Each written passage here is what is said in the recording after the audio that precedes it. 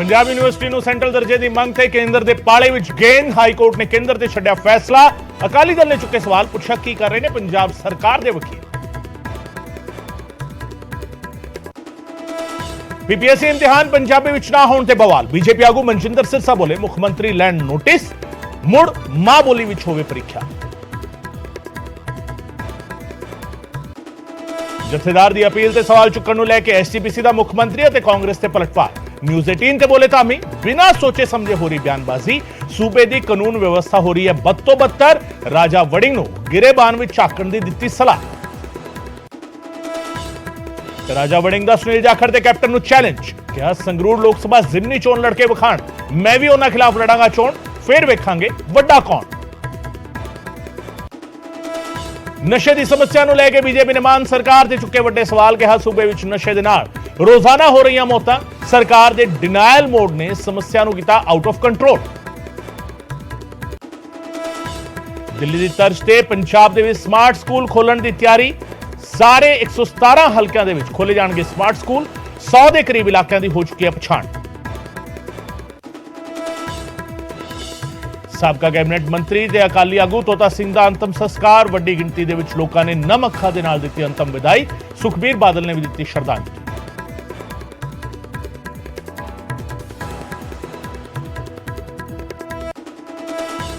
ਅੰਮ੍ਰਿਤਸਰ ਦੇ ਵਿੱਚ ਬੀਮੇ ਦੇ ਪੈਸੇ ਦੇ ਲਈ ਮਹਿਲਾ ਨੇ ਪਤੀ ਨੂੰ ਉਤਾਰਿਆ ਮੌਤ ਦੇ ਘਾਟ। ਕਤਲ ਨੂੰ ਲੁੱਟ ਦੀ ਵਾਰਦਾਤ ਵਿਖਾਉਣ ਦੇ ਲਈ ਖੁਦ ਨੂੰ ਵੀ ਕੀਤਾ ਜ਼ਖਮੀ, ਪਰ ਪੁਲਿਸ ਦੀ ਸਖਤੀ ਦੇ ਅੱਗੇ ਕਬੂਲਿਆ ਗੁਨਾਹ।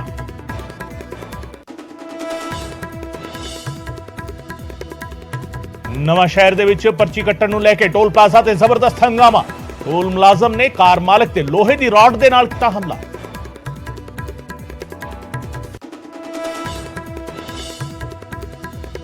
ਲੁਧਿਆਣਾ ਵਿੱਚ ਲੁਟੇਰਿਆਂ ਦੇ ਨਿਸ਼ਾਨੇ ਤੇ ਖਾਕੀ। ਸੈਰ ਕਰ ਰਹੇ ਡੀਐਸਪੀ ਤੋਂ ਸਨੈਚਰਾਂ ਨੇ ਖੋਇਆ ਮੋਬਾਈਲ। ਗਸ਼ਤ ਦੌਰਾਨ ਕਾਂਸਟੇਬਲ ਤੇ ਹਮਲਾ। ਕਾਰ ਅਤੇ ਆਈਡੀ ਕਾਰਡ ਲੈ ਕੇ ਹੋਏ ਫਰਾਰ। ਹਰਿਆਣਾ ਦੇ ਜੀਂਦ ਦੇ ਵਿੱਚ ਵਾਪਰਿਆ ਵੱਡਾ ਸੜਕ ਹਾਦਸਾ। 6 ਲੋਕਾਂ ਦੀ ਗਈ ਜਾਨ। ਟਰੱਕ ਤੇ ਪਿਕਅਪ ਗੱਡੀ ਦੀ ਹੋਈ ਸਿੱਧੀ ਟੱਕਰ। ਅਸਥੀਆਂ ਪਰਵਾਹ ਕਰਕੇ ਹਰਿਦੁਆਰ ਤੋਂ ਪਰਤ ਰਹੇ ਸਨ ਨਾਰਨੌਲ। ਇਕਲੌਤੇ ਬੇਟੇ ਦੀ ਬੇਰੁਖੀ ਤੋਂ ਪਰੇਸ਼ਾਨ ਮਾਪੇ ਪਹੁੰਚੇ ਹਾਈ ਕੋਰਟ। ਪਟੀਸ਼ਨ ਵਿੱਚ ਕਿਹਾ ਬੇਟੇ ਤੋਂ ਪੈਸੇ ਨਹੀਂ ਪਿਆਰ ਚਾਹੀਦਾ ਹੈ, ਮਹੀਨੇ ਵਿੱਚ ਇੱਕ ਵਾਰ ਤਾਂ ਆਵੇ ਮਿਲਣ।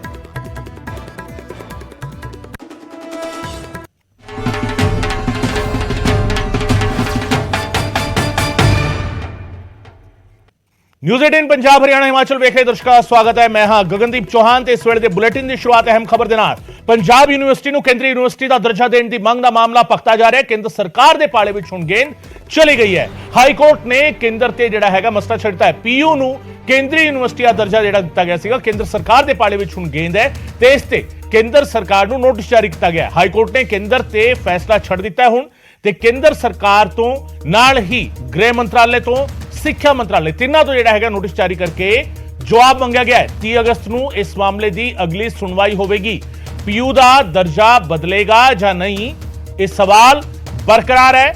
ਔਰ ਇਸ ਸਭ ਦੇ ਵਿਚਾਲੇ ਪੀਯੂ ਨੂੰ ਕੇਂਦਰੀ ਯੂਨੀਵਰਸਿਟੀ ਦਾ ਜਿਹੜਾ ਦਰਜਾ ਦਿੱਤਾ ਜਾਣਾ ਹੈ, ਕੇਂਦਰ ਸਰਕਾਰ ਦੇ ਪਾਲੇ ਵਿੱਚ ਹੁਣ ਗੇਂਦ ਜਿਹੜਾ ਹੈਗਾ ਇਸ ਤੇ ਪਾ ਦਿੱਤੀ ਗਈ ਹੈ। ਕੇਂਦਰ ਸਰਕਾਰ ਨੂੰ ਨੋਟਿਸ ਜਾਰੀ ਕੀਤਾ ਹਾਈ ਕੋਰਟ ਨੇ। ਚੰਡੀਗੜ੍ਹ ਦੀ ਡਾਕਟਰ ਸੰਗੀਤਾ ਭੱਲਾ ਨੇ ਇਹ ਪਟੀਸ਼ਨ ਦਾਇਰ ਕੀਤੀ ਸੀਗੀ। ਪਟੀਸ਼ਨ ਤੇ ਕੇਂਦਰ ਸਰਕਾਰ, ਗ੍ਰਹਿ ਅਤੇ ਸਿੱਖਿਆ ਮੰਤਰਾਲੇ ਨੂੰ ਨੋਟਿਸ ਦਿੱਤਾ ਗਿਆ। 30 ਅਗਸਤ ਨੂੰ ਮਾਮਲੇ ਦੀ ਅਗਲੀ ਸੁਣਵਾਈ ਹੋਵੇਗੀ। ਪਟੀਸ਼ਨ ਵਿੱਚ ਕਿਹਾ ਗਿਆ ਕਿ ਚੰਡੀਗੜ੍ਹ ਦੇ ਵਿੱਚ ਪ੍ਰਸ਼ਾਸਨ ਅਤੇ ਮੁਲਾਜ਼ਮਾਂ ਤੇ ਕੇਂਦਰੀ ਸਰਵਿਸਿਜ਼ ਰੂਲਸ ਲਾਗੂ ਕੀਤੇ ਗਏ ਨੇ, ਪਰ ਇਹ ਨੇਮ ਪੰਜਾਬ ਯੂਨੀਵਰਸਿਟੀ ਤੇ ਲਾਗੂ ਨਹੀਂ ਹੈ ਕਿਉਂਕਿ ਪੀਯੂ ਨੂੰ ਕੇਂਦਰੀ ਯੂਨੀਵਰਸਿਟੀ ਦਾ ਦਰਜਾ ਪੂਰੇ ਤਰੀਕੇ ਨਹੀਂ ਮਿਲਿਆ। ਪੀਯੂ ਦੇ ਮੁਲਾਜ਼ਮ ਅਤੇ ਪ੍ਰੋਫੈਸਰ 60 ਸਾਲ ਦੀ ਉਮਰ ਦੇ ਵਿੱਚ ਰਿਟਾਇਰ ਹੋ ਰਹੇ ਨੇ ਤੇ ਰਿਟਾਇਰਮੈਂਟ ਦੀ ਏਜ 65 ਸਾਲ ਹੋਣੀ ਚਾਹੀਦੀ ਹੈ, ਜਿਹੜੀ ਕੇਂਦਰੀ ਸਰਵਿਸਿਜ਼ ਰੂਲਸ ਕਹਿੰਦੇ ਨੇ। और इसे मसले ਨੂੰ ਲੈ ਕੇ ਪਟੀਸ਼ਨ ਪਾਈ ਗਈ ਸੀਗੀ। ਪਟੀਸ਼ਨ ਤੇ ਸੁਣਵਾਈ ਕਰਦਿਆਂ ਹਾਈ ਕੋਰਟ ਨੇ ਹੁਣ ਨੋਟਿਸ ਜਿਹੜਾ ਹੈਗਾ ਉਹ ਦਿੱਤਾ ਹੈ। ਕੇਂਦਰ ਸਰਕਾਰ ਨੂੰ ਨੋਟਿਸ ਜਾਰੀ ਕੀਤਾ ਹੈ। ਇਸ ਦੇ ਨਾਲ ਹੀ ਸੈਂਟਰਲ ਐਜੂਕੇਸ਼ਨ ਮਿਨਿਸਟਰੀ ਨੂੰ ਨੋਟਿਸ ਜਾਰੀ ਕੀਤਾ ਹੈ। ਹੋਮ ਮਿਨਿਸਟਰੀ ਨੂੰ ਇਸ ਦੇ ਵਿੱਚ ਇੰਕਲੂਡ ਕੀਤਾ ਹੈ ਤੇ ਉਹਨਾਂ ਤੋਂ ਜਵਾਬ ਮੰਗਿਆ ਗਿਆ। 30 ਅਗਸਤ ਨੂੰ ਇਸ ਮਾਮਲੇ ਦੀ ਅਗਲੀ ਸੁਣਵਾਈ ਹੋਣੀ ਹੈ।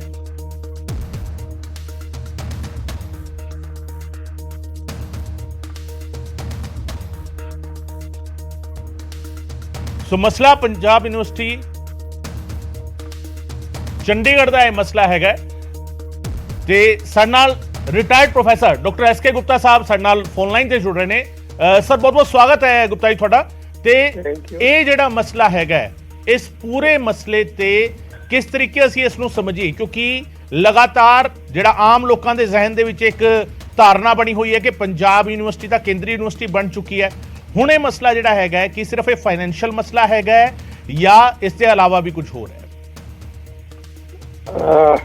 ਇਸ ਤਰ੍ਹਾਂ ਹੈ ਕਿ ਇਹ ਸਿਰਫ ਫਾਈਨੈਂਸ਼ੀਅਲ ਮਸਲਾ ਤਾਂ ਹੈ ਹੀ ਹੈ ਜੀ। ਇਸ ਕਰਕੇ ਕਿ ਇਹ ਸਾਡੀ ਜਿਹੜੀ ਪੰਜਾਬ ਯੂਨੀਵਰਸਿਟੀ ਹੈ ਇਹ 1882 ਦੇ ਵਿੱਚ ਬਣੀ ਸੀ ਆਪਨ ਪ੍ਰੀ ਪਾਰਟੀਸ਼ਨ ਤੋਂ। ਮਦਰ ਯੂਨੀਵਰਸਿਟੀ ਉੱਥੇ ਹੈ। ਆਫਟਰ ਪਾਰਟੀਸ਼ਨ ਦੈਨ ਵੀ ਕੰਟੀਨਿਊਡ ਜੀ। ਇਸ ਦੀ ਜਿਹੜੀ ਜੁਰਿਸਡਿਕਸ਼ਨ ਸੀ ਪ੍ਰੀ ਪਾਰਟੀਸ਼ਨ ਦੇ ਜੀ ਇਹ ਸਪਰੈਡ ਇਹ ਆਪਣਾ ਆਪਣਾ ਲਾਹੌਰ ਤੋਂ ਲੈ ਕੇ ਪੰਜਾਬ ਜਿਹੜਾ ਪਾਕਿਸਤਾਨ ਚ ਰਹਿ ਗਿਆ ਉੱਥੋਂ ਲੈ ਕੇ ਰਾਜਸਥਾਨ ਤੱਕ और इवन अंडमान भी सारा कॉलेज ਸਾਡੇ ਨਾਲ एफिलिएटेड है। जी जी। इवन नाउ आज भी हैं अंडमान में जो कॉलेज है जी एफिलिएटेड टू अस जी। और there was no Delhi university, no Himachal और पंजाब और हरियाणा यूनिवर्सिटी। जी जी।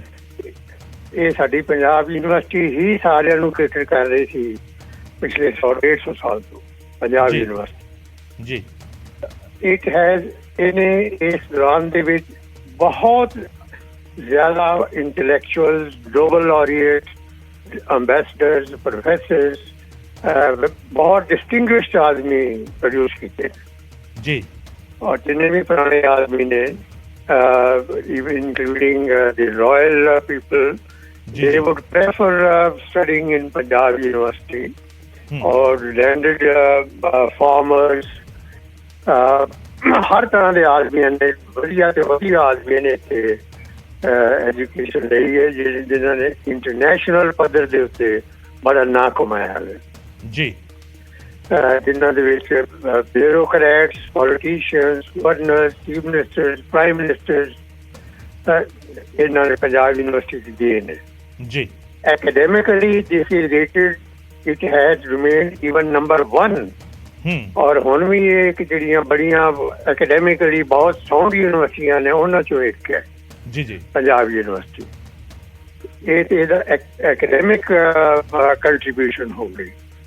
ਇਸ ਤੋਂ ਇਲਾਵਾ ਜਿਹੜੀ ਇਹ ਫਾਈਨੈਂਸ਼ੀਅਲ ਜਿੱਥੋਂ ਤੱਕ ਤਾਲੁਕ ਹੈ ਇਸ ਦੇ ਵਿੱਚ ਅਜੇ ਤੱਕ ਵੀ ਪੰਜਾਬ ਯੂਨੀਵਰਸਿਟੀ ਨੇ ਨੂੰ 7th ਪੇ ਕਮਿਸ਼ਨ ਦੇ ਰਿਕਮੈਂਡੇਸ਼ਨ ਨਹੀਂ ਮਿਲੀਆਂ।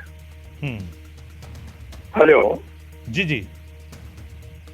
I hope I am audible and you are ਜੀ ਜੀ ਜੀ ਸਰ ਅਸੀਂ ਸੁਣ ਪਾ ਰਹੇ ਹਾਂ ਤੁਹਾਨੂੰ।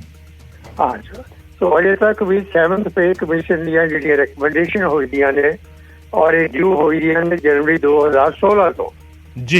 और 6 साल तो ज्यादा हो गए ने अजे तक भी इतने रिकमेंडेशन इंप्लीमेंट नहीं हुई फॉर वांट ऑफ मनी क्योंकि सेंट्रल गवर्नमेंट सब कुछ सेंट्रल गवर्नमेंट का इतने चल रहा है। इवन चांसलर ने वो भी वाइस प्रेसिडेंट ऑफ इंडिया ने राइट फ्रॉम 1966 ऑनवर्ड जी जी जो हरियाणा वगैरह बने हैं जी जी। ਉਸ ਤੋਂ ਪਹਿਲੇ governor used to be the chancellor of Punjab university before 1966 ਜੀ।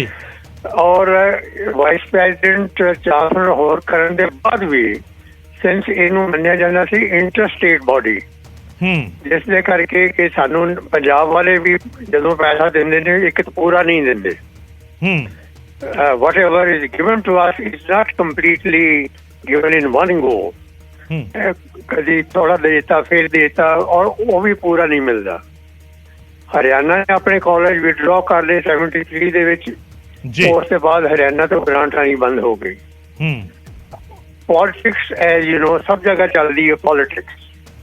ਜਿਹੜੀ ਗਵਰਨਿੰਗ ਬਾਡੀ ਹੈ ਉਹ ਆਪਸ ਦੇ ਵਿੱਚ ਵੀ ਜੇ ਹਰਿਆਣਾ ਵਾਲੇ ਕਹਿੰਦੇ ਸਨ ਅਸੀਂ ਆਪਣੇ ਕਾਲਜ ਐਫੀਲੀਏਟ ਕਰਨਾ ਚਾਹੁੰਦੇ ਹਾਂ ਪੰਜਾਬ ਯੂਨੀਵਰਸਿਟੀ ਨਾਲ because of its high reputation ਔਰ ਰਿਸਰਚ ਵਗੈਰਾ ਵਗੈਰਾ ਸਭ ਕੁਝ ਦੇਖਦੇ ਹੋਏ ਆ ਤੇ ਜਿਹੜੇ ਪੰਜਾਬ ਦੇ ਬੰਦੇ ਹੁੰਦੇ ਸਨ ਜਿਨ੍ਹਾਂ ਦੀ ਮੈਜੋਰਿਟੀ ਹੁੰਦੀ ਸੀ ਉਹ ਐਕਸੈਪਟ ਨਹੀਂ ਸਨ ਕਰਦੇ ਕਿ ਹਰਿਆਣਾ ਦੇ ਕਾਲਜ ਤੋਂ ਬਾਹਰ ਐਫੀਲੀਏਟ ਕੀਤੇ ਜਾ।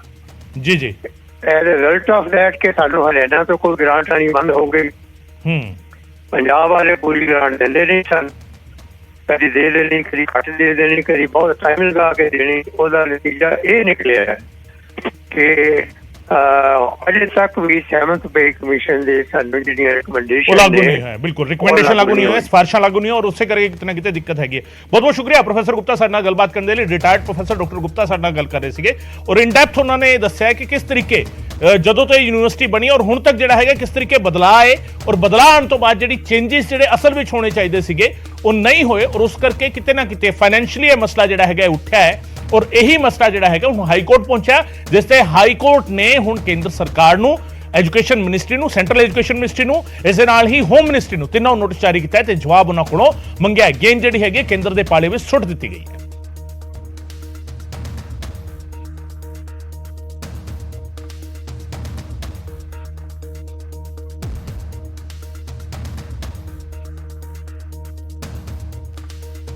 ਸੋ ਪੀਯੂ ਨੂੰ ਕੇਂਦਰੀ ਯੂਨੀਵਰਸਿਟੀ ਦਾ ਦਰਜਾ ਦੇਣ ਦੀ ਮੰਗ ਤੇ ਜਿਹੜਾ ਹੈਗਾ ਉਹ ਇਹ ਪੂਰਾ ਮਸਲਾ ਜਿਹੜਾ ਹੈਗਾ ਉਹ ਗਰਮਾਇਆ। ਇਸ ਮਸਲੇ ਦੇ ਵਿੱਚ ਜਿਹੜਾ ਪ੍ਰੋਫੈਸਰ ਨੇ ਜਿਹੜੀ ਪਟੀਸ਼ਨ ਦਾਖਲ ਕੀਤੀ ਸੀਗੀ, ਪ੍ਰੋਫੈਸਰ ਗੀਤਾ ਭੱਲਾ ਨੇ ਇੱਕ ਪਟੀਸ਼ਨ ਜਿਹੜੀ ਹੈਗੀ ਉਹ ਪਾਈ ਹਾਈ ਕੋਰਟ ਦੇ ਵਿੱਚ। ਉਹਨਾਂ ਨੇ ਸਵਾਲ ਖੜੇ ਕੀਤੇ ਕਿ ਰਿਟਾਇਰਮੈਂਟ ਏਜ ਜਿਹੜੀ ਚੰਡੀਗੜ੍ਹ ਦੇ ਵਿੱਚ 65 ਸਾਲ ਹੈਗੀ ਹੈ, ਸੈਂਟਰਲ ਸਰਵਿਸਿਜ਼ ਰੂਲਸ ਜਿਹੜੇ ਨੇ ਉਹ ਚੰਡੀਗੜ੍ਹ ਦੇ ਵਿੱਚ ਲਾਗੂ ਨੇ ਤੇ ਉਹ ਪੰਜਾਬ ਯੂਨੀਵਰਸਿਟੀ ਦੇ ਵਿੱਚ ਲਾਗੂ ਨਹੀਂ। ਤੇ ਐਡਵੋਕੇਟ ਸਮੀਰ ਸਚਦੇਵਾ ਪਟੀਸ਼ਨ ਕਰਤਾ ਦੇ ਵਕੀਲ ਸਾਡੇ ਨਾਲ ਫੋਨ ਲਾਈਨ ਤੇ ਜੁੜ ਰਹੇ ਨੇ। ਸਚਦੇਵਾ ਸਾਹਿਬ ਬਹੁਤ ਬਹੁਤ ਸਵਾਗਤ ਹੈ ਤੁਹਾਡਾ। ਇਹ ਜਿਹੜਾ ਮਸਲਾ ਹੈਗਾ ਯੂਨੀਵਰਸਿਟੀ ਨੂੰ ਸੈਂਟਰਲ ਯੂਨੀਵਰਸਿਟੀ ਦਾ ਦਰਜਾ ਦੇਣ ਦਾ ਔਰ ਅੱਜ ਜਿਹੜੀ ਪਟੀਸ਼ਨ ਜਿਹੜੀ ਜਿਸ ਤੇ ਹਾਈ ਕੋਰਟ ਨੇ ਨੋਟਿਸ ਜਾਰੀ ਕੀਤਾ ਹੈ, ਐਕਚੁਅਲ ਡਿਮਾਂਡ ਕੀ ਹੈ ਪਟੀਸ਼ਨ ਕਰਤਾ ਦੀ? ਮੇਨ ਡਿਮਾਂਡ ਇਹੀ ਹੈ ਕਿ ਪੰਜਾਬ ਯੂਨੀਵਰਸਿਟੀ ਦੇ ਵਿੱਚ ਯੂਜੀਸੀ ਮੁਤਾਬਕ 65 ਸਾਲ ਰਿਟਾਇਰਮੈਂਟ ਏਜ ਹੋਣੀ ਚਾਹੀਦੀ ਹੈ, ਜੋ ਸੈਂਟਰਲ ਯੂਨੀਵਰਸਿਟੀਜ਼ ਔਰ ਸੈਂਟਰਲੀ ਫੰਡਡ ਯੂਨੀਵਰਸਿਟੀਜ਼ ਦੇ ਵਿੱਚ ਹੈ ਜੀ। ਗਵਰਨਮੈਂਟ ਆਫ ਇੰਡੀਆ ਨੇ 29 ਮਾਰਚ 2022 ਨੂੰ ਚੰਡੀਗੜ੍ਹ ਐਡਮਿਨਿਸਟ੍ਰੇਸ਼ਨ ਦੇ ਅੰਡਰ ਜੋ ਵੀ ਇੰਸਟੀਟਿਊਸ਼ਨਸ ਆਉਂਦੇ ਸੀਗੇ ਯੂਜੀਸੀ ਨਾਲ ਕਵਰਡ, ਉਹ ਸਾਰਿਆਂ 'ਚ 65 ਸਾਲ ਉਮਰ ਕਰਦੀ ਹੈਗੀ ਹੈ ਟੀਚਿੰਗ ਫੈਕਲਟੀ ਦੀ। ਸੋ ਇਹ ਇੱਕ ਬੜੀ ਡਾਇਕੋਟਮਸ ਸਿਚੁਏਸ਼ਨ ਅਰਾਈਜ਼ ਹੋ ਗਈ ਹੈ, ਜਿੱਥੇ ਪੰਜਾਬ ਯੂਨੀਵਰਸਿਟੀ ਜੋ ਐਫੀਲੀਏਸ਼ਨ ਦੇ ਰਹੀ ਹੈ ਉਹ ਤਾਂ 60 ਸਾਲ ਹੈ ਰਿਟਾਇਰਮੈਂਟ ਏਜ, ਬਟ ਜੋ ਇੰਸਟੀਟਿਊਸ਼ਨ ਕਾਲਜਸ ਹੈ ਐਫੀਲੀਏਟਡ ਉਹਨਾਂ 'ਚ 65 ਸਾਲ ਹੋ ਗਈ ਹੈ। ਸੋ ਜੱਜ ਸਾਹਿਬ ਨੇ ਇਸੇ ਚੀਜ਼ ਨੂੰ ਕੀਤਾ ਕਿ ਹੁਣ ਪੰਜਾਬ ਯੂਨੀਵਰਸਿਟੀ 'ਚ ਐਪਰੋਪ੍ਰੀਏਟ ਸੈਂਟਰਲ ਗੌਰਮੈਂਟ ਹੀ ਹੈ ਬੋਡੀ ਜਿਨ੍ਹਾਂ ਨੇ ਪੰਜਾਬ ਯੂਨੀਵਰਸਿਟੀ ਬਾਰੇ ਕਾਨੂੰਨ ਬਣਾਉਣੇ ਹੈ। ਪੰਜਾਬ ਯੂਨੀਵਰਸਿਟੀ ਨੂੰ ਕਿਉਂ ਅਧੂਰਾ ਛੱਡਿਆ ਹੋਇਆ ਕਿ ਜਦੋਂ ਇਹ ਖਬਰ ਹੈ ਅੰਡਰ ਯੂਜੀਸੀ ਔਰ ਅੰਡਰ ਦੀ ਯੂਟੀ ਐਡਮਿਨਿਸਟ੍ਰੇਸ਼ਨ ਤੁਸੀਂ ਸਾਰਾ ਕੁਝ 65 ਸਾਲ ਕਰਤਾ ਹੈਗਾ ਟੀਚਿੰਗ ਡਿਪਾਰਟਮੈਂਟ ਅੰਡਰ ਯੂਜੀਸੀ, ਫਿਰ ਪੰਜਾਬ ਯੂਨੀਵਰਸਿਟੀ ਕਿਉਂ ਇਹ ਅਨੋਮਲੀ ਕ੍ਰੀਏਟ ਕਰਦੀ ਹੈਗੀ ਹੈ? ਸੋ ਉਸ ਚੀਜ਼ ਕਰਕੇ ਗਵਰਨਮੈਂਟ ਆਫ ਇੰਡੀਆ ਨੂੰ ਹਦਾਇਤ ਕੀਤੀ ਹੈਗੀ ਹੈ ਕਿ ਕਰਨ ਤੋਂ ਪਹਿਲਾਂ ਇਸ ਚੀਜ਼ ਬਾਰੇ ਫੈਸਲਾ ਲੈ ਕੇ ਕੋਰਟ ਦੇ ਮੂੰਹ ਤੇ ਰੱਖਿਆ ਜਾਵੇ। ਐਡਵੋਕੇਟ ਸਾਹਿਬ ਇਸ ਪੂਰੇ ਮਸਲੇ ਦਾ ਕੀ ਜਿਹੜੇ ਸਟੇਟਸ ਨੂੰ ਸ਼ੇਅਰ ਹੋਲਡਿੰਗ ਸਟੇਟਸ ਕਿਹਾ ਜਾਂਦਾ ਹੈ, ਪੰਜਾਬ ਦੀ ਗੱਲ ਕਰ ਲਈ, ਹਰਿਆਣਾ ਦੀ ਗੱਲ ਕਰੀ, ਕੀ ਉਹਨਾਂ ਤੇ ਕੋਈ ਅਸਰ ਇਸ ਤਰੀਕੇ ਦਾ ਪਏਗਾ ਇਸ ਪੂਰੀ ਪਟੀਸ਼ਨ ਦਾ? ਦੇਖੋ ਇਹ ਚੀਜ਼ਾਂ ਮੋਰ ਆਫ ਪੋਲੀਟੀਕਲ ਇਹਨਾਂ ਦੀ ਹੋ ਸਕਦੀ ਹੈਗੀ ਹੈ ਚੀਜ਼ ਕਿ ਪੰਜਾਬ ਯੂਨੀਵਰਸਿਟੀ ਦੇ ਉੱਤੋਂ ਆਪਦਾ ਹੋਲਡ ਛੱਡਣਾ ਪਏਗਾ ਔਰ ਜੋ ਐਫੀਲੀਏਸ਼ਨ ਐਂਡ ਬਹੁਤ ਸਾਰੀ ਡਿਊਟੀਜ਼ ਪੰਜਾਬ ਯੂਨੀਵਰਸਿਟੀ ਨਿਭਾਉਂਦੀ ਨੇ ਪੰਜਾਬ ਸਰਕਾਰ ਦੀਆਂ।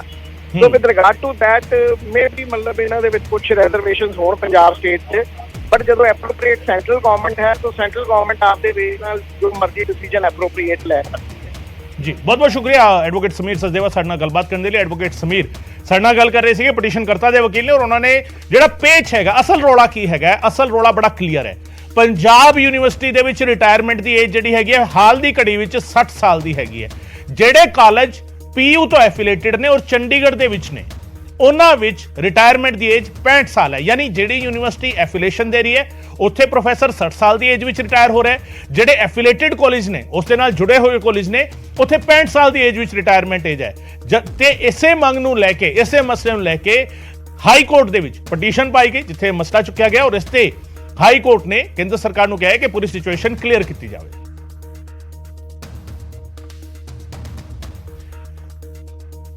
ਉਧਰ ਪੰਜਾਬ ਯੂਨੀਵਰਸਿਟੀ ਨੂੰ ਕੇਂਦਰੀ ਯੂਨੀਵਰਸਿਟੀ ਦਾ ਦਰਜਾ ਦੇਣ ਦੀ ਮੰਗ ਤੇ ਵਿਵਾਦ ਹੈਗਾ। ਅਕਾਲੀ ਦਲ ਨੇ ਪੰਜਾਬ ਸਰਕਾਰ ਤੇ ਸਵਾਲ ਖੜੇ ਕੀਤੇ ਨੇ। ਸਰਕਾਰ ਦੀ ਵਕੀਲਾਂ ਦੀ ਟੀਮ ਕਿੱਥੇ ਹੈ? ਸ਼੍ਰੋਮਣੀ ਅਕਾਲੀ ਦਲ ਨੇ ਸਵਾਲ ਖੜਾ ਕੀਤਾ ਹੈ ਔਰ ਤੁਹਾਨੂੰ ਇਹ ਦੱਸ ਦਈਏ ਕਿ ਪੀਯੂ ਨੂੰ ਕੇਂਦਰੀ ਯੂਨੀਵਰਸਿਟੀ ਦਾ ਦਰਜਾ ਦੇਣ ਦੀ ਮੰਗ ਤੇ ਵਿਵਾਦ ਜਿਹੜਾ ਹੈਗਾ ਉਹ ਸ਼ੁਰੂ ਹੋਇਆ।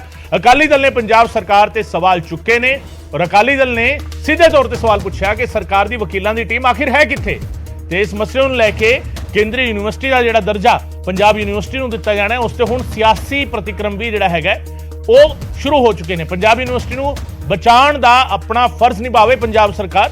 ਕੇਂਦਰ ਨੇ ਪੰਜਾਬ ਨੂੰ ਹਰੇਕ ਪਾਸਿਓਂ ਲੁੱਟਿਆ। ਪੀਯੂ ਨੂੰ ਪੰਜਾਬ ਤੋਂ ਖੋਣ ਦੀ ਕੋਸ਼ਿਸ਼ ਹੋ ਰਹੀ ਹੈ। ਸ਼੍ਰੋਮਣੀ ਅਕਾਲੀ ਦਲ ਨੇ ਇਹ ਪ੍ਰਤੀਕਰਮ ਦਿੱਤਾ ਹੈ ਇਸ ਪੂਰੇ ਮਸਲੇ ਤੇ। ਇਹ ਜਿਹੜਾ ਮਸਲਾ ਹੈਗਾ ਹੁਣ ਵੱਖਰੇ ਤਰੀਕੇ ਗਰਮਾਉਂਦਾ ਜਾ ਰਿਹਾ ਹੈ ਔਰ ਇਸ ਤੇ ਪ੍ਰਤੀਕਰਮ ਜਿਹੜੇ ਹੈਗੇ ਉਹ ਸਾਹਮਣੇ ਆ ਰਹੇ ਨੇ। ਅਕਾਲੀ ਆਗੂ ਚਰਨਜੀਤ ਬਰਾੜ ਨੇ ਟਵੀਟ ਕੀਤਾ ਬਕਾਇਦਾ ਔਰ ਉਹ ਟਵੀਟ ਵੀ ਅਸੀਂ ਦੱਸ ਰਹੇ ਹਾਂ। ਭਗਵੰਤ ਮਾਨ ਜੀ, ਤੁਹਾਡੇ ਵਕੀਲਾਂ ਦੀ ਟੀਮ ਕਿੱਥੇ ਹੈ? ਸਿੱਧੇ ਤੌਰ ਤੇ ਸਵਾਲ ਖੜਾ ਕੀਤਾ ਹੈ। ਪੰਜਾਬ ਨੂੰ ਹਰ ਪਾਸੇ ਤੋਂ ਲੁੱਟਿਆ ਗਿਆ ਹੈ। ਚਰਨਜੀਤ ਬਰਾੜ ਇਹ ਲਿਖ ਰਹੇ ਨੇ ਟਵਿੱਟਰ ਦੇ ਉੱਤੇ, ਪਹਿਲਾਂ BSF ਦਾ ਦਾਇਰਾ, BBMB ਤੇ ਹੁਣ ਚੰਡੀਗੜ੍ਹ ਸਰਵਿਸ ਰੂਲਸ ਤੇ ਉਸ ਤੋਂ ਬਾਅਦ ਪੰਜਾਬ ਯੂਨੀਵਰਸਿਟੀ ਦਾ ਮਸਲਾ। ਯਾਨੀ ਇਹ ਸਾਰੇ ਸਵਾਲ ਜਿਹੜੇ ਹੈਗੇ ਕਿਰਪਾ ਕਰਕੇ ਆਪਣੀ ਡਿਊਟੀ ਕਰੋ। ਇਹ ਅਪੀਲ ਚਰਨਜੀਤ ਬਰਾੜ ਕਰ ਰਹੇ ਨੇ, ਸ਼੍ਰੋਮਣੀ ਅਕਾਲੀ ਦਲ ਦੇ ਆਗੂ। ਪੰਜਾਬ ਯੂਨੀਵਰਸਿਟੀ ਨੂੰ ਬਚਾਓ, ਇਹ ਮੰਗ ਜਿਹੜੀ ਹੈਗੀ ਉਹ ਚੁੱਕੀ ਗਈ ਹੈ। ਭਗਵੰਤ ਮਾਨ ਜੀ, ਤੁਹਾਡੀ ਵਕੀਲਾਂ ਦੀ ਟੀਮ ਕਿੱਥੇ ਹੈ? ਇਹ ਸਵਾਲ ਖੜੇ ਕੀਤੇ ਨੇ ਚਰਨਜੀਤ ਬਰਾੜ ਨੇ, ਅਕਾਲੀ ਆਗੂ ਚਰਨਜੀਤ ਬਰਾੜ। ਉਹਨਾਂ ਨੇ ਸਵਾਲ ਖੜੇ ਕੀਤੇ ਨੇ, ਟਵੀਟ ਕਰਕੇ ਇਹ ਸਵਾਲ ਜਿਹੜੇ ਹੈਗੇ ਉਹ ਖੜੇ ਕੀਤੇ ਨੇ। ਤੇ ਇਸੇ ਮਸਲੇ ਤੇ ਜਿਹੜਾ ਹੈਗਾ ਟਵਿੱਟਰ ਤੇ ਹੀ ਜਿਹੜੇ ਹੈਗੇ ਵਿਰਸਾ ਸਿੰਘ ਵਲਟੋਹਾ ਨੇ ਵੀ ਟਵੀਟ ਕੀਤਾ। ਅਗਲੇ ਤੁਹਾਡੇ ਹੁੰਦਿਆਂ ਜਿਹੜਾ ਹੈਗਾ ਪੰਜਾਬ ਦਾ ਵੱਡਾ ਹਿੱਸਾ ਜਿਹੜਾ ਹੈਗਾ, ਇਹ ਫੇਸਬੁੱਕ ਤੇ ਉਹਨਾਂ ਨੇ ਲਿਖਿਆ, ਪੰਜਾਬ ਯੂਨੀਵਰਸਿਟੀ ਚੰਡੀਗੜ੍ਹ ਸਾਡੇ ਤੋਂ ਖੋ ਕੇ ਲੈ ਗਏ।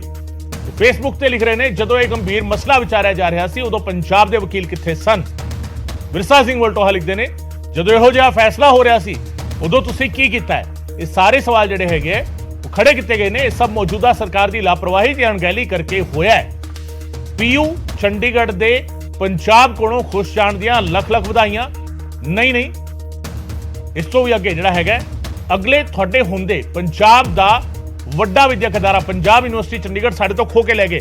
ਇਹ ਸਾਰੇ ਸਵਾਲ ਜਿਹੜੇ ਹੈਗੇ ਵਿਰਸਾ ਸਿੰਘ ਵਲਟੋਹਾ ਨੇ ਖੜੇ ਕੀਤੇ ਨੇ। ਉਧਰ PPSC ਦੇ ਪੇਪਰ ਚੋਂ ਪੰਜਾਬੀ ਗਾਇਬ ਹੋ ਚੁੱਕੀ ਹੈ ਤੇ ਇਸ ਮਸਲੇ ਤੇ ਵੀ ਜਿਹੜਾ ਹੈਗਾ ਹੁਣ ਸਿਆਸੀ ਪ੍ਰਤੀਕਰਮ ਆ ਰਹੇ ਨੇ। PPSC ਇਮਤਿਹਾਨ ਦੇ ਪ੍ਰਸ਼ਨ ਪੱਤਰ ਨੂੰ ਲੈ ਕੇ ਵਿਵਾਦ ਜਿਹੜਾ ਹੈਗਾ ਉਹ ਖੜਾ ਹੋ ਗਿਆ ਹੈ। ਪੰਜਾਬੀ ਵਿੱਚ ਪ੍ਰਸ਼ਨ ਪੱਤਰ ਨਹੀਂ ਮਿਲਿਆ। PPSC ਇਮਤਿਹਾਨ ਤੇ ਪ੍ਰਸ਼ਨ ਪੱਤਰ ਨੂੰ ਲੈ ਕੇ ਸਵਾਲ ਖੜੇ ਹੋਏ ਨੇ, ਵਿਵਾਦ ਜਿਹੜਾ ਹੈਗਾ ਉਹ ਖੜਾ ਹੋਇਆ ਹੈ। ਪੰਜਾਬੀ ਵਿੱਚ ਪ੍ਰਸ਼ਨ ਪੱਤਰ ਨਹੀਂ ਮਿਲਿਆ, ਕੁਐਸਚਨ ਪੇਪਰ ਨਹੀਂ ਮਿਲਿਆ। ਨਾਇਬ ਤਹਿਸੀਲਦਾਰ ਦੀਆਂ ਪੋਸਟਾਂ ਦੇ ਲਈ ਐਗਜ਼ਾਮ ਹੋਇਆ ਸੀਗਾ, ਪ੍ਰੀਖਿਆ ਹੋਈ ਸੀ ਤੇ ਵਿਦਿਆਰਥੀਆਂ ਦੀ ਜਿਹੜੇ ਇਸ ਦੇ ਵਿੱਚ ਹਿੱਸੇਦਾਰ ਸੀਗੇ, ਇਸ ਪੇਪਰ ਨੂੰ ਦੇਣ ਲਈ ਗਏ ਸੀਗੇ, ਉਹਨਾਂ ਨੂੰ ਜਿਹੜਾ ਕੁਐਸਚਨ ਪੇਪਰ ਦਿੱਤਾ ਗਿਆ, ਵਿਦਿਆਰਥੀਆਂ ਦੀ ਪੇਪਰ ਦੁਬਾਰਾ ਕਰਾਉਣ ਦੀ ਮੰਗ ਹੈਗੀ ਹੈ। ਪੰਜਾਬ ਲੈਂਗੁਏਜ ਐਕਟ ਦੀ ਉਲੰਘਣਾ ਹੋਈ ਹੈ, ਵਿਦਿਆਰਥੀਆਂ ਨੇ ਕਿਹਾ। ਐਤਵਾਰ ਨੂੰ ਨਾਇਬ ਤਹਿਸੀਲਦਾਰ ਦੀਆਂ 78 ਪੋਸਟਾਂ ਦੇ ਲਈ ਪੇਪਰ ਲਿਆ ਗਿਆ ਸੀ, ਪਰ ਇਸ ਦੇ ਵਿੱਚ ਪੰਜਾਬੀ ਦਾ ਜਿਹੜਾ ਭਾਸ਼ਾਈ ਬਦਲ ਹੁੰਦਾ ਹੈ ਉਹ ਨਹੀਂ ਦਿੱਤਾ ਗਿਆ। ਪ੍ਰਸ਼ਨ ਪੱਤਰ ਜਿਹੜਾ ਹੈਗਾ ਪੰਜਾਬੀ ਵਾਲਾ ਨਹੀਂ ਦਿੱਤਾ ਗਿਆ ਤੇ ਇਸ ਕਰਕੇ ਸਵਾਲ ਖੜੇ ਹੋਏ ਨੇ ਔਰ ਸਵਾਲ ਖੜੇ ਕੀਤੇ ਨੇ ਉਹਨਾਂ ਪ੍ਰੀਖਿਆਰਥੀਆਂ ਨੇ ਜਿਹੜੇ ਇਸ ਦੇ ਵਿੱਚ ਸ਼ਾਮਿਲ ਹੋਏ ਸੀਗੇ। ਨਾਇਬ ਤਹਿਸੀਲਦਾਰ ਦੀ ਅਸਾਮੀ ਦੇ ਲਈ ਇਹ ਪ੍ਰੀਖਿਆ ਸੀਗੀ। ਅਮਨ ਸਾਡੇ ਨਾਲ, ਸਾਡੇ ਸਹਿਯੋਗੀ ਫੋਨ ਲਾਈਨ ਤੇ ਜੁੜ ਰਹੇ ਨੇ। ਅਮਨ, ਕੀ ਕਿਹਾ ਜਾ ਰਿਹਾ ਪ੍ਰੀਖਿਆਰਥੀਆਂ ਦੇ ਵੱਲੋਂ? ਗਗਨ, ਸਭ ਤੋਂ ਪਹਿਲਾਂ ਤਾਂ ਜੋ ਉਹਨਾਂ ਦਾ ਖਦਸ਼ਾ ਹੈ ਮੁੱਖ ਤੌਰ ਤੇ ਉਹ ਪੰਜਾਬੀ ਭਾਸ਼ਾ ਨੂੰ ਲੈ ਕੇ ਹੈ ਕਿ ਅਸੀਂ ਪੰਜਾਬ ਸੂਬੇ 'ਚ ਪੰਜਾਬ ਦੀ ਇੱਕ ਪੋਸਟ ਲਈ ਪੇਪਰ ਦੇ ਰਿਹਾ ਨਾਇਬ ਤਹਿਸੀਲਦਾਰ ਲਈ, ਔਰ 78 ਪੋਸਟਾਂ ਦਾ ਇਹ ਪੇਪਰ ਸੀਗਾ ਜੋ ਪਟਿਆਲਾ 'ਚ ਹੋਇਆ ਹੈ। ਪਰ ਪੰਜਾਬੀ ਭਾਸ਼ਾ ਹੀ ਜਿਹੜੀ ਹੈ ਉਹ ਕੁਐਸਚਨ ਪੇਪਰ ਦੇ ਅੰਦਰ ਉਪਲਬਧ ਨਹੀਂ ਸੀਗੀ। ਕੇਵਲ ਤੇ ਕੇਵਲ 120 ਕੁਐਸਚਨ ਸੀਗੇ ਜੋ ਕਿ ਇੰਗਲਿਸ਼ 'ਚ ਸੀਗੇ ਔਰ ਉਸੇ ਤੇ ਮੇਨ ਜਿਹੜਾ ਹੈ ਖਦਸ਼ਾ ਪ੍ਰਗਟਾਇਆ ਹੈ ਜਿਨ੍ਹਾਂ ਨੇ ਕੁਐਸਚਨ ਪੇਪਰ ਇਹ ਦਿੱਤਾ ਹੈ, ਜਿਨ੍ਹਾਂ ਨੇ ਪੋਸਟ ਲਈ ਅਪਲਾਈ ਕੀਤਾ ਹੈ। ਔਰ ਇਹ ਪਹਿਲੀ ਦਫਾ ਹੋਇਆ ਗਗਨ ਕਿ ਨਹੀਂ ਤਾਂ ਇੰਗਲਿਸ਼ ਜਾਂ ਪੰਜਾਬੀ ਦੋਨੇ ਭਾਸ਼ਾਵਾਂ 'ਚ ਕੁਐਸਚਨ ਜਿਹੜੇ ਨੇ ਉਹ ਉਪਲਬਧ ਹੁੰਦੇ ਨੇ ਔਰ ਇਹ ਪਹਿਲੀ ਦਫਾ ਹੋਇਆ ਕਿ ਕੇਵਲ ਤੇ ਕੇਵਲ ਇੰਗਲਿਸ਼ 'ਚ ਜਿਹੜਾ ਹੈ ਕੁਐਸਚਨ ਪੇਪਰ ਜਿਹੜਾ ਹੈ ਉਹ ਉਪਲਬਧ ਹੋਵੇ। ਔਰ ਵਿਦਿਆਰਥੀਆਂ ਦਾ ਇਹ ਕਹਿਣਾ ਹੈ ਕਿ ਚਾਹੇ 1967 ਦਾ ਪੰਜਾਬ ਲੈਂਗੁਏਜ ਐਕਟ ਹੈ, ਚਾਹੇ ਆਫੀਸ਼ੀਅਲ ਪੰਜਾਬੀ ਲੈਂਗੁਏਜ 2008 ਦਾ ਅਮੈਂਡਮੈਂਟ ਐਕਟ ਹੈ, ਇਹ ਦੋਨਾਂ ਦੀ ਉਲੰਘਣਾ ਹੈ। ਔਰ ਜੋ ਪੰਜਾਬੀ ਸੂਬੇ ਦੇ ਬਾਬਤ ਇੱਕ ਜ਼ਰੂਰ ਲੋਕਾਂ ਦੀ ਭਾਵਨਾਵਾਂ ਹੈ ਜਾਂ ਜਿਹਨਾਂ ਨੇ ਪੇਪਰ ਦਿੱਤਾ ਹੈ ਉਹ ਪੰਜਾਬੀ ਭਾਸ਼ਾ ਤੇ ਅਸੀਂ ਦੇਖਿਆ ਤਮਾਮ ਸੋਸ਼ਲਿਸਟ, ਤਮਾਮ ਐਕਟਿਵਿਸਟ ਜਿਹੜੇ ਨੇ ਉਹ ਲੜਦੇ ਆਉਂਦੇ ਨੇ, ਤਾਂ ਉਹ ਉਸਨੂੰ ਵੀ ਕਿਤੇ ਨਾ ਕਿਤੇ ਢਾਹ ਲੱਗੀ ਹੈ, ਉਸਨੂੰ ਵੀ ਠੇਸ ਪਹੁੰਚੀ ਹੈ ਕਿ ਪੰਜਾਬੀ ਦੇ ਅੰਦਰ ਹੀ ਕੁਐਸਚਨ ਪੇਪਰ ਨਹੀਂ ਹੈ। ਹਾਲਾਂਕਿ ਸਾਡੀ ਵੀ ਗੱਲਬਾਤ ਹੋਈ ਜਿਹੜੇ PPSC ਦੇ ਐਗਜ਼ਾਮ ਸੈਕਟਰੀ ਨੇ ਰਮਨਦੀਪ, ਤਾਂ ਉਹਨਾਂ ਨਾਲ ਵੀ ਗੱਲਬਾਤ ਹੋਈ। ਉਹ ਕਹਿ ਰਹੇ ਨੇ ਕਿ ਸੰਗਿਆਨ ਲਿੱਤਾ ਇਸ ਮਾਮਲੇ ਦਾ ਔਰ ਗਵਰਨਮੈਂਟ ਨਾਲ ਗੱਲਬਾਤ ਕੀਤੀ ਜਾ ਰਹੀ ਹੈ। ਇੱਕ ਇਹ ਵੀ ਪਹਿਲੂ ਨਿਕਲ ਕੇ ਗਗਨ ਸਾਹਮਣੇ ਆ ਰਿਹਾ ਹੈ ਕਿ ਫਰਵਰੀ ਦੇ ਅੰਦਰ ਜਿਹੜਾ ਹੈ ਉਹ ਸਾਰੇ ਵਿਭਾਗਾਂ ਨੂੰ ਇੰਗਲਿਸ਼ ਦੇ ਅੰਦਰ ਹੀ ਆਫੀਸ਼ੀਅਲ ਡੀਲ ਕਰਨ ਬਾਬਤ ਇੱਕ ਪੱਤਰ ਜਾਰੀ ਹੋਇਆ ਸੀਗਾ। ਤਾਂ ਕਿਆ ਗਵਰਨਮੈਂਟ ਦਾ ਉਸ ਤੇ ਸਟੈਂਡ ਕੀ ਹੈ, ਪੰਜਾਬੀ ਭਾਸ਼ਾ ਤੇ ਕੀ ਸਟੈਂਡ ਹੈ, ਔਰ ਕਿਆ ਜਿਹੜਾ ਫਰਵਰੀ 'ਚ ਪੱਤਰ ਜਾਰੀ ਹੋਇਆ ਸੀਗਾ ਉਹ ਕਿਆ ਸਰਕਾਰ ਦੇ ਧਿਆਨ 'ਚ ਨਹੀਂ ਸੀ ਨਾ। ਔਰ ਇਸ ਤਰੀਕੇ ਦੀ ਕਿਤੇ ਨਾ ਕਿਤੇ ਜੇਕਰ ਗਲਤੀਆਂ ਹੋਣਗੀਆਂ ਤਾਂ ਉਸ ਦਾ ਇਫੈਕਟ ਜ਼ਰੂਰ ਗਲਤ ਜਾਏਗਾ, ਕਿਉਂਕਿ ਹਰਿਆਣਾ ਦਾ ਗਗਨ ਜ਼ਿਕਰ ਕਰ ਲਿਆ ਜਾਵੇ ਤਾਂ 70% ਰਿਜ਼ਰਵੇਸ਼ਨ ਜਿਹੜੀ ਹੈ ਉਹ ਹਰਿਆਣਵੀਆਂ ਨੂੰ ਦਿੱਤੀ ਜਾਂਦੀ ਹੈ। ਪੰਜਾਬੀ ਸੂਬੇ ਦੇ ਅੰਦਰ, ਪੰਜਾਬ ਦੇ ਅੰਦਰ ਵੀ ਇਸ ਬਾਬਤ ਤਮਾਮ ਚਰਚਾਵਾਂ ਪੰਜਾਬੀ ਭਾਸ਼ਾ ਨੂੰ ਲੈ ਕੇ, ਪੰਜਾਬੀ ਰਾਖਵੇਂਕਰਨ ਨੂੰ ਲੈ ਕੇ ਵੀ ਬਾਰ-ਬਾਰ ਮੰਗ ਉੱਠਦੀ ਰਹਿੰਦੀ ਹੈ। ਤਾਂ ਹੁਣ ਜਦੋਂ ਅਜਿਹੇ ਇੰਸੀਡੈਂਟਸ ਹੁੰਦੇ ਨੇ ਤਾਂ ਉਹ ਜ਼ਰੂਰ ਸਵਾਲ ਖੜੇ ਕਰਦੇ ਨੇ ਸਰਕਾਰਾਂ ਤੇ, ਵਿਭਾਗਾਂ ਤੇ ਅਤੇ ਇਸ ਤਰੀਕੇ ਦੇ ਜਿਹੜੇ ਅਫਸਰ ਕੰਮ ਕਰ ਰਹੇ ਨੇ ਉਹਨਾਂ ਤੇ। ਔਰ ਅਸੀਂ ਉਹ ਕੁਐਸਚਨ ਪੇਪਰ ਵੀ ਨਸ਼ਰ ਕਰ ਰਹੇ ਹਾਂ ਕਿ ਕੁਐਸਚਨ ਪੇਪਰ, ਕਿਉਂਕਿ ਸਾਡੇ ਕੋਲ ਉਸਦੀ ਕਾਪੀ ਉਪਲਬਧ ਹੈ ਔਰ 108 ਪੰਨਿਆਂ ਦਾ 120 ਸਵਾਲਾਂ ਦਾ ਕੁਐਸਚਨ ਪੇਪਰ ਹੈ ਨਾਇਬ ਤਹਿਸੀਲਦਾਰ ਦਾ, ਜੋ ਕਿ ਦਿੱਤਾ ਗਿਆ ਔਰ ਇੰਗਲਿਸ਼ ਦੇ ਅੰਦਰ ਪੂਰੇ ਸਵਾਲ ਨੇ। ਔਰ ਗਗਨ ਸਭ ਤੋਂ ਵੱਡੀ ਗੱਲ ਇਹ ਹੈ ਕਿ ਜਿਹੜੇ ਕਿਸੇ ਵੀ ਬੈਕਗ੍ਰਾਉਂਡ ਤੋਂ ਆਉਂਦੇ ਨੇ, ਮੰਨ ਲਓ ਸਰਕਾਰੀ ਬੈਕਗ੍ਰਾਉਂਡ ਸਕੂਲ ਦੀ ਕਿਸੇ ਦੀ ਹੈ, ਕਿਸੇ ਦੀ ਇੰਗਲਿਸ਼ ਉਹਨੀ ਨਹੀਂ ਸ਼ਾਰਪ ਹੈ ਪਰ ਟੈਕਨੀਕਲੀ ਉਹ ਸਾਊਂਡ ਨੇ ਜਾਂ ਇੰਟੈਲੈਕਚੁਅਲ ਨੇ, ਤਾਂ ਉਹਨਾਂ ਨੂੰ ਪੰਜਾਬੀ ਇੱਕ ਲੈਂਗੁਏਜ ਬੈਰੀਅਰ ਕਰਕੇ ਇੱਕ ਸਵਾਲ ਹੈਗਾ ਕਿ ਜਦੋਂ ਅਪਲਾਈ ਕੀਤਾ ਜਾਂਦਾ ਹੈ, ਜਦੋਂ ਅਜਿਹੀ ਕਿਸੇ ਵੀ ਪੋਸਟ ਦੇ ਲਈ, ਤਾਂ ਉੱਥੇ ਰੂਲਸ ਰੈਗੂਲੇਸ਼ਨ ਜਿਹੜੇ ਹੈਗੇ ਉਹ ਲਿਖੇ ਹੁੰਦੇ ਨੇ। ਪ੍ਰੀਖਿਆ ਜਿਹੜੀ ਹੈਗੀ ਉਸ ਦਾ ਮੀਡੀਅਮ ਜਿਹੜਾ ਹੈਗਾ ਉਸ ਦੇ ਵਿੱਚ ਮੈਂਸ਼ਨ ਹੁੰਦਾ ਹੈ ਕਿ ਕੀ ਇਹ ਪ੍ਰੀਖਿਆ ਜਿਹੜੀ ਹੈਗੀ ਹੈ ਹਿੰਦੀ ਅਤੇ ਅੰਗਰੇਜ਼ੀ ਵਿੱਚ ਹੋਵੇਗੀ ਜਾਂ ਪੰਜਾਬੀ ਅਤੇ ਅੰਗਰੇਜ਼ੀ ਵਿੱਚ ਹੋਵੇਗੀ ਜਾਂ ਹਿੰਦੀ, ਅੰਗਰੇਜ਼ੀ ਤੇ ਪੰਜਾਬੀ ਵਿੱਚ ਹੋਵੇਗੀ। ਜਿਹੜੇ ਪ੍ਰੀਖਿਆਰਥੀ ਇਸ ਤੇ ਸਵਾਲ ਖੜੇ ਕਰ ਰਹੇ ਨੇ, ਜਦੋਂ ਉਹਨਾਂ ਨੇ ਫਾਰਮ ਫਿਲ ਕੀਤਾ ਹੈ, ਜਦੋਂ ਉਹਨਾਂ ਨੇ ਅਪਲਾਈ ਕੀਤਾ ਹੈ, ਕਿ ਉਸ ਵੇਲੇ ਉਹਨਾਂ ਦੇ ਕੋਲ ਇਹ ਆਪਸ਼ਨ ਦਿੱਤੀ ਗਈ ਸੀਗੀ ਕਿ ਪ੍ਰੀਖਿਆ ਜਿਹੜੀ ਹੈਗੀ ਦੋਵੇਂ ਭਾਸ਼ਾਵਾਂ ਵਿੱਚ ਲਈ ਜਾਵੇਗੀ? ਮੈਂ ਉਸੇ ਜਾਣਕਾਰੀ ਤੇ ਗਗਨ ਆ ਰਿਹਾ ਸੀਗਾ ਕਿ ਉਹਨਾਂ ਨਾਲ ਗੱਲਬਾਤ ਵੀ ਹੋਈ ਵਿਦਿਆਰਥੀਆਂ ਨਾਲ, ਤਾਂ ਉਹਨਾਂ ਨੇ ਇਹ ਸਾਰੀ ਚੀਜ਼ਾਂ ਜਿਸਦਾ ਮੈਂ ਜ਼ਿਕਰ ਕੀਤਾ ਪਹਿਲਾਂ, ਇਹ ਜ਼ਿਕਰ ਕਰਨ ਤੋਂ ਬਾਅਦ ਇਹ ਕਿਹਾ ਕਿ ਅਗਰ ਇੰਗਲਿਸ਼ ਤੇ ਲੈਣਾ ਵੀ ਸੀਗਾ ਤਾਂ ਉਸਦੀ ਨੋਟੀਫਿਕੇਸ਼ਨ ਬਕਾਇਦਾ ਕੱਢੀ ਜਾਂਦੀ, ਜਿਵੇਂ ਤੁਸੀਂ ਵੀ ਜਾਣਕਾਰੀ ਦੇ ਰਹੇ ਹੋ ਕਿ ਇਸਦੀ ਨੋਟੀਫਿਕੇਸ਼ਨ ਬਕਾਇਦਾ ਕੱਢੀ ਜਾਂਦੀ ਹੈ, ਪਰ ਕੋਈ ਨੋਟੀਫਿਕੇਸ਼ਨ ਨੋਟੀਫਾਈ ਨਹੀਂ ਕੀਤਾ ਗਿਆ ਵਿਭਾਗ ਵੱਲੋਂ ਕਿ ਕੇਵਲ ਤੇ ਕੇਵਲ ਇੰਗਲਿਸ਼ 'ਚ ਜਿਹੜਾ ਹੈ ਉਹ ਪੇਪਰ ਹੋਏਗਾ। ਔਰ ਸਭ ਕੁਝ ਦਰਕਿਨਾਰ ਕਰਕੇ ਪਹਿਲੀ ਦਫਾ ਹੋਇਆ ਹੈ ਕਿ ਇੰਗਲਿਸ਼ 'ਚ ਪੇਪਰ ਲਿੱਤਾ ਗਿਆ ਹੋਵੇ। ਔਰ ਜਿਹੜੇ ਇੱਕ ਸਰਪ੍ਰਾਈਜ਼ ਜ਼ਰੂਰ ਜਿਹੜੇ ਉੱਥੇ ਪੇਪਰ ਦੇਣ ਆਏ ਸੀਗੇ ਨਾਇਬ ਤਹਿਸੀਲਦਾਰ ਦਾ ਕਿ ਬਿਨਾਂ ਨੋਟੀਫਿਕੇਸ਼ਨ, ਬਿਨਾਂ ਦੱਸੇ ਔਰ ਕੇਵਲ ਇੰਗਲਿਸ਼ ਜਿਹੜਾ ਹੈ ਉਹ ਕੁਐਸਚਨ ਪੇਪਰ ਉਪਲਬਧ ਸੀਗਾ। ਅਮਨ, ਕੀ ਸਿਰਫ ਇਹ ਹੁਣ ਮੰਗ ਉੱਠ ਰਹੀ ਹੈ ਕਿ ਇਸ ਨੂੰ ਮੁੜ ਕਰਾਇਆ ਜਾਵੇ, ਇਸ ਨੂੰ ਲੀਗਲੀ ਵੀ ਜਿਹੜੇ ਪ੍ਰੀਖਿਆਰਥੀ ਨੇ ਉਹ ਇਸ ਮਸਲੇ ਨੂੰ ਕਾਨੂੰਨੀ ਤੌਰ ਤੇ ਵੀ ਚੁੱਕਣਗੇ?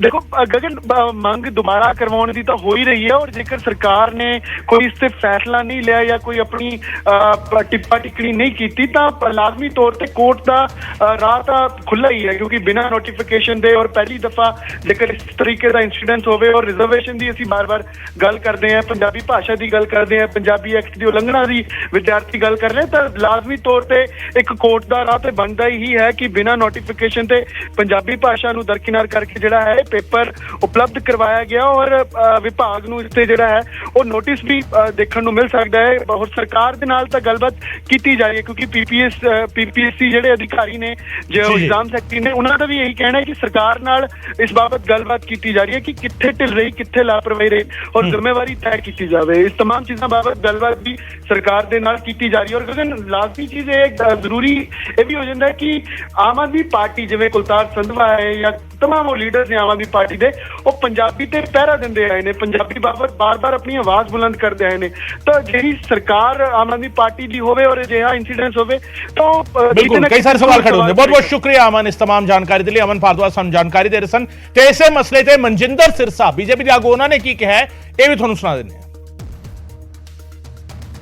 Punjab public service commission board ਜੋ ਕਿ ਪੰਜਾਬ ਦੇ ਪੀਸੀਐਸ ਅਫਸਰ ਬਣਾਉਂਦਾ ਹੈ, ਉਸ ਦੇ ਅੰਦਰ ਪੰਜਾਬੀ ਭਾਸ਼ਾ ਨੂੰ ਬੰਦ ਕਰ ਦਿੱਤਾ ਗਿਆ ਹੈ। ਪੰਜਾਬੀ ਦੇ ਅੰਦਰ ਉਹਦੇ ਅੰਦਰ ਹੁਣ ਇਮਤਿਹਾਨ ਨਹੀਂ ਹੋਣਗੇ, ਇਹ ਫਰਮਾਨ ਆ ਚੁੱਕਿਆ ਹੈ। ਔਰ ਮੈਨੂੰ ਬੜੀ ਦੁੱਖ ਔਰ ਅਫਸੋਸ ਨਾਲ ਕਹਿਣਾ ਪੈ ਰਿਹਾ ਹੈ ਕਿ ਜਦੋਂ ਕੱਲ੍ਹ ਇਹਦੇ ਟੈਸਟ ਸ਼ੁਰੂ ਹੋਏ ਤੇ ਅਚਾਨਕ ਲੋਕਾਂ ਨੂੰ ਸ਼ੌਕ ਲੱਗਾ ਜਦੋਂ ਕਿਹਾ ਪੰਜਾਬੀ ਭਾਸ਼ਾ ਨਹੀਂ ਹੈਗੀ। ਦਿੱਲੀ ਅੰਦਰ ਵੀ ਆਮ ਆਦਮੀ ਪਾਰਟੀ ਨੇ ਇਸੇ ਤਰ੍ਹਾਂ ਕੀਤਾ, ਪੰਜਾਬੀ ਸਕੂਲਾਂ 'ਚ ਬੰਦ ਕਰ ਦਿੱਤੀ ਹੈ, ਪੰਜਾਬੀ ਟੀਚਰਾਂ ਦੀ ਭਰਤੀ ਬੰਦ ਕਰਤੀ, ਇੱਥੋਂ ਤੱਕ ਕਿ ਜਿਹੜੇ ਪੰਜਾਬੀ ਕਲਰਕ ਲੱਗੇ ਸੀ ਮੰਤਰੀਆਂ ਨਾਲ ਉਹ ਪੋਸਟ ਹੀ ਹਟਾ ਦਿੱਤੀ ਗਈ, ਸਿੱਖ ਮੰਤਰੀ ਵੀ ਹਟਾ ਦਿੱਤਾ ਗਿਆ। ਮੈਂ ਭਗਵੰਤ ਮਾਨ ਜੀ ਦੇ ਚਰਨਾਂ 'ਚ ਬੇਨਤੀ ਕਰਦਾ ਹਾਂ, ਭਗਵੰਤ ਮਾਨ ਜੀ, ਇਹ ਮਾਂ ਬੋਲੀ ਤੁਹਾਡੀ ਮੇਰੀ ਸਾਰਿਆਂ ਦੀ ਆ, ਇਹ ਸਾਨੂੰ ਨਾ ਕੇਵਲ ਆਪਣੀ ਭਾਸ਼ਾ ਨਾਲ ਬਲਕਿ ਗੁਰਮੁਖੀ ਗੁਰਸਿੱਖੀ ਨਾਲ ਜੋੜਨ ਦਾ ਕੰਮ ਕਰਦੀ। ਇਸ ਕਰਕੇ ਆਪ ਜੀ ਦੇ ਚਰਨਾਂ 'ਚ ਬੇਨਤੀ ਆ, ਇਸ ਨੂੰ ਬੰਦ ਨਾ ਕਰੋ। ਅੱਜ ਪੰਜਾਬ ਪਬਲਿਕ ਸਰਵਿਸ ਕਮਿਸ਼ਨ 'ਚ ਬੰਦ ਹੋਈ ਆ, ਹੌਲੀ ਹੌਲੀ ਤੁਹਾਡੀ ਸਰਕਾਰ ਸਕੂਲਾਂ 'ਚ ਵੀ ਬੰਦ ਕਰ ਦੂਗੀ। ਇਸ ਕਰਕੇ ਬੇਨਤੀ ਆ, ਇੱਥੇ ਤੇ ਸੰਗਿਆਨ ਲਓ ਔਰ ਤੁਰੰਤ ਪੰਜਾਬੀ ਬਹਾਲੀ ਕਰੋ ਔਰ ਪੀਪੀਐਸਸੀ ਦੇ ਐਗਜ਼ਾਮ ਪੰਜਾਬੀ 'ਚ ਹੋਣੇ ਚਾਹੀਦੇ, ਇਹਦਾ ਆਰਡਰ ਪਾਸ ਕਰੋ।